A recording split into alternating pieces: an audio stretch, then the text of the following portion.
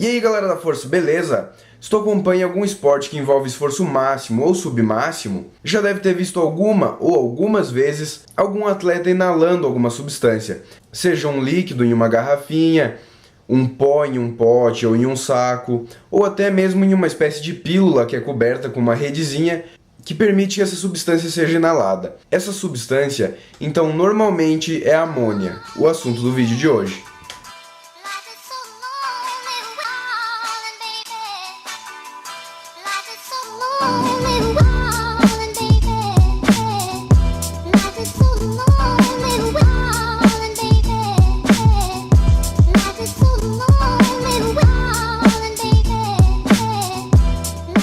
Era para ser um vídeo de perguntas e respostas, mas eu analisei as perguntas que tinham sido feitas, o volume delas e a coerência, e com isso eu percebi que não sairia um bom vídeo de perguntas e respostas.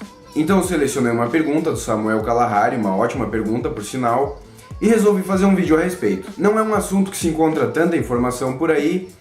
Pesquisando por cheirar amônia, ou então smelling salts, que é como os americanos chamam essa atitude, até dá para encontrar alguma coisa. Então, devido a essa escassez de material, eu peguei uma ajudinha de um cara que é muito fera, que eu citei até no vídeo anterior, que é o André Jacques. Amônia é sim um recurso ergogênico, já que recurso ergogênico é qualquer substância externa que se utilize para aprimorar a performance, mas eu não sei se dá para considerar como droga, teria que ver o conceito de droga. A ação dessa amônia no corpo, então, ela irrita os tecidos respiratórios, desde as vias nasais, alvéolos pulmonares, toda essa questão. E essa irritação, então, é interpretada pelo corpo como uma agressão, e o corpo libera um pouco de adrenalina. Dessa forma, tu vai pra barra 100% motivado. Não é o tipo de estimulante que vai saturar receptores, então não é o tipo de coisa que ao longo do tempo faz menos efeito. O corpo pode sim ir ficando um pouco mais calejado. Até esse é o dano ou efeito colateral, chame como quiser isso,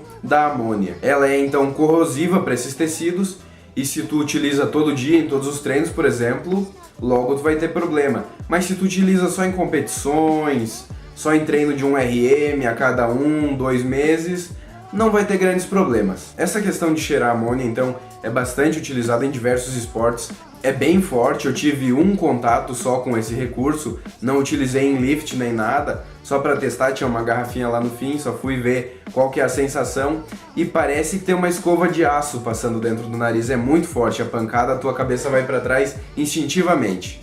E já aproveitando que não vai ter o vídeo de perguntas e respostas diretamente, vou terminar de responder a pergunta do Samuel Kalahari, que a primeira foi essa questão da amônia, e depois ele perguntou sobre pré-treino, ele disse que nunca viu powerlifting e strongman utilizar, então utiliza sim, assim como qualquer esporte de performance de curta duração e alta intensidade, praticamente qualquer recurso estimulante é válido, então utilizam sim pré-treino, de repente até alguma coisa um pouco mais forte, mas o que acontece é que não é tão divulgado quanto no bodybuilding, porque o pessoal ganha dinheiro para mostrar ali que estão tomando tal pré-treino ou outro pré-treino ali para divulgar a marca. E o powerlifting atualmente tem uma força comercial muito pequena aqui no Brasil principalmente, mas vamos lá, estamos na luta para tentar dar uma melhorada nessa questão, né? A terceira pergunta do Samuel é que ele treinava há 5 anos de noite e agora começou a treinar de manhã. E ele está se sentindo bem mais fraco. Então o que acontece? O corpo já está habituado com aquele horário.